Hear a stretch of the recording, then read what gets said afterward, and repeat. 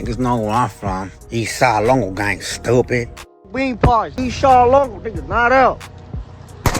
Welcome to Boys in the Hood TV. Today we tapping into the streets of Long Beach, and we're taking a deep dive into the war in Long Beach with the Eastside Longos versus the Tiny Rascals, the Rollin 20 Crips, Barrio Pobre, the Barrio Small Towns, and many other rival gangs. We're going to be discussing a lot of different cases involving the Eastside Longos.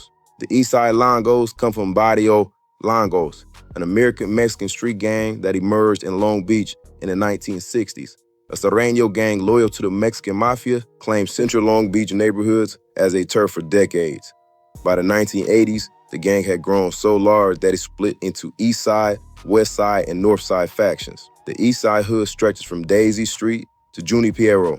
By the mid-1970s, there was an influx of Asian refugees, including Cambodians, who would soon become bitter enemies to the Eastside Longos.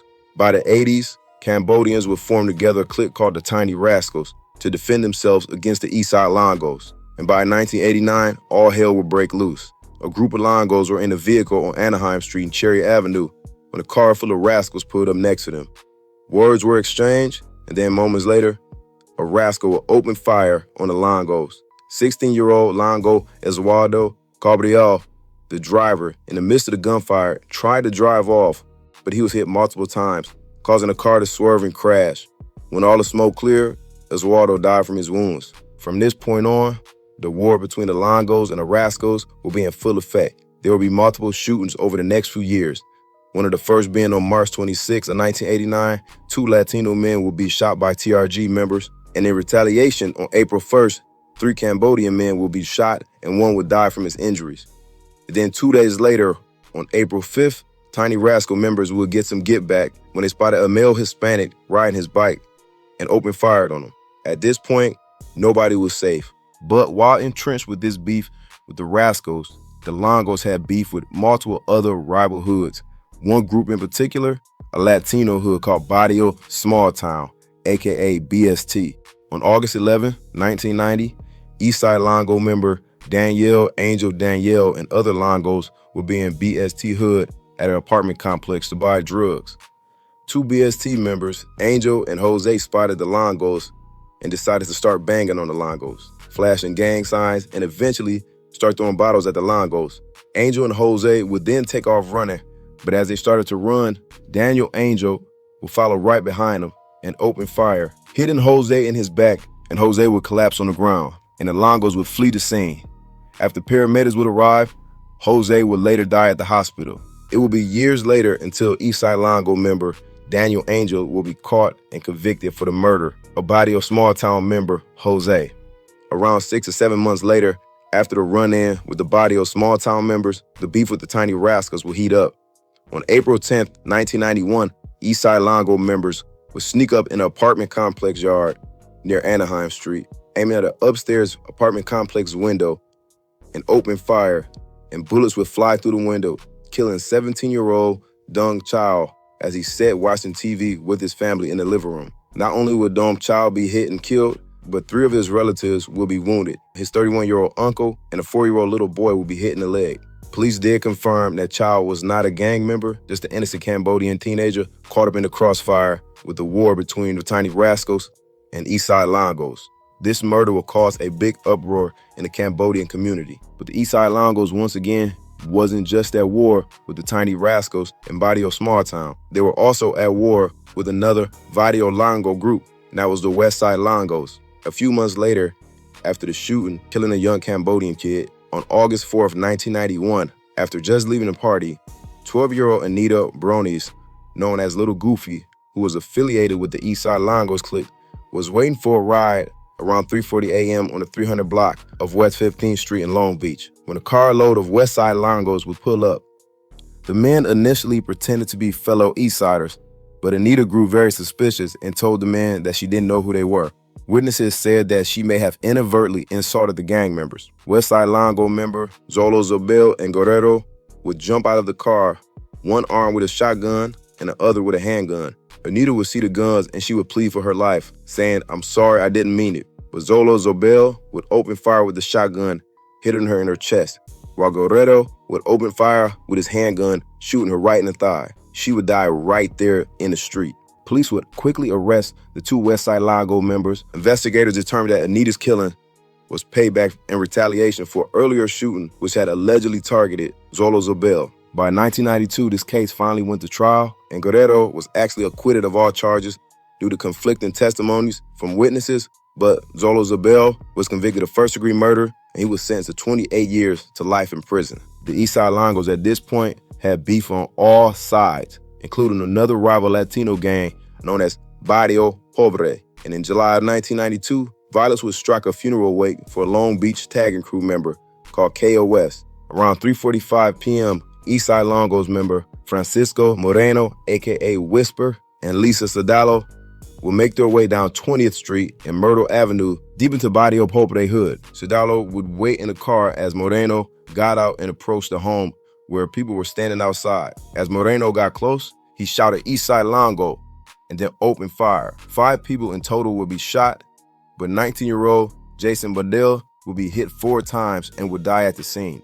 Moreno would immediately flee afterwards and hop back into the car and leave the scene. Eventually, Moreno would be arrested years later and convicted of the murder. As the years went on, the Eastside Longos would be going head up with the Rollin 20 Crips and the Insane Crips. On March 12, 1995, Eastside Longo members Mario Ortiz and Aster Limas, aka Termite, wanted payback after another Longo had allegedly been framed for murder by the Insane Crips. They planned on robbing an Arco gas station and blaming it on the Crips. Around 3 a.m., Limas and Ortiz and 2 female friends arrived at the Arco gas station on Pacific Coast Highways in Seal Beach, California.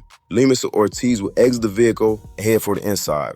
But the station typically closed their doors and only did business through the window glass after 9 p.m. But Ortiz knew the store clerk named Garrett because he met her at a wedding reception not long ago, and because of this relationship, he was able to convince her to unlock the door. Once the store clerk unlocked the door, Limas would run in with his gun out, and immediately Garrett, the store clerk, would run upstairs and chase her, as Ortiz stayed downstairs robbing the station for valuables. Moments later, Limas would open fire, shooting the store clerk as she collapsed near her desk. Afterwards, Ortiz would run upstairs, and him and Limas would take markers and write on the wall, 20 Crips, ICG. And after that, they would head back to the car, putting the valuables in it, and they would flee the scene. But not long after, Ortiz and Limas would be identified and they would be arrested and eventually convicted for the murder of Garrett. About a year later, on December 6th of 1996, Rollin 20's Crip, Keon Jones, aka Swoop, was beaten up by Eastside Longo member, and Jones wanted payback. Around 7 p.m., Mario Lopez and his sister Veronica, Angel Villa, and Neri Hernandez were all at an apartment complex on 1700 Pacific Avenue, which is a well-known Longo hood. That evening, Rollin 20 Crips made their way down the block into an alley nearby. Jones, aka Swoop, and another Rollin 20 Crips known as Melvin Sherman, aka Baby Trouble. Mario Lopez had just walked out of the apartment door when Jones would walk up on him and begin shooting. After being shot, Mario would then stumble back into the apartment and collapse on the floor. Sherman then would open fire, shooting inside the apartment as Veronica, Lopez's sister, headed to the living room to try to protect her daughter, was hit once in the knee. Angel Villa, who heard the shots, was on his bike outside riding near an alley when he was grabbed by Roller 20's Crip Jones by the neck, as Jones held the gun and put it to his temple and shot him directly in the head, killing him as he collapsed on the ground. Moments later, Jones would run up on Neri Hernandez, who was in his vehicle, quickly trying to back out. Jones would then approach the car and shoot through the window, hitting Hernandez in his chest. Jones and Sherman would immediately flee the scene. Both Villa and Lopez would die at the scene, but Veronica and Hernandez would survive. Rollin 20 Crip members, Jones and Sherman, will be ID'd and eventually arrested, and Jones will be convicted of murder and sentenced to death, while Sherman will receive a much lesser charge. As you guys can see right now, the Longos are going back and forth with beef with different sets and different hoods. But around 1997, the Eastside Longos, being in so much beef with the Rascals and the Crips, Mexican Mafia let inmates to step in. They would force the Eastside Longos and the Westside Longos to form a truce to deal with the Asian and Black gangs of Long Beach. According to veteran gang officer, Mexican Mafia's hit list specifically instructed to kill all TRG members and any Chino members, aka Asians, except for the Southside Chinos. But this order would only increase gang violence, especially heading into the 2000s, including the racial tensions. On November 4th of 2001, Eastside Longo member 16-year-old Leonardo Alvarez will be headed to Moonray Market for some peanuts for his brother. While trying to enter the store owner Henry Chow told a worker by the name of Hugh Boo not to allow Leonardo into the store. As Leonardo tried to enter the store, he was pushed back and a scuffle will ensue, which would lead to Leonardo being tossed out of the store. After this happened, Leonardo would go back home immediately, upset, telling his brother what happened. So his brother, Eastside Longo member Danny Alvarez, and a Westside Longo member known as Emery would head to the Moonray Market. Westside Longo member Emery was wearing a bulletproof vest and was armed with a handgun. As soon as they entered the store, Emery demanded the money, but then he would up his gun, shooting the store owner Henry Chow 5 times, once in his chest, once in his back, and once in his legs. Chow would later die from these wounds. Both Danny and Ruben Emery will be identified and arrested, and both will be convicted of the murder of Henry Chow. About 4 years later, the Longos' beef with the insane Crips was still very much active in the 2000s. On January 21st, 2005, Eastside Longo member Jonathan Abula and affiliate Larry Flores were going up and down the block looking for insane Crips. Flores was looking to get put on the hood, and in order to do so, he had to kill an insane Crip. While walking, Flores spotted a young black kid, 13-year-old Andre D., walking down the street. Flores and Abula would approach Andre and ask him where he was from, and Andre responded that he didn't gangbang. Immediately, Flores pulled out a .38 revolver and pulled the trigger. The gun would jam, and immediately Andre started to run for his life. But moments later, Andre was shot as the bullet went through his left eye, and Andre would collapse on the ground where he would die.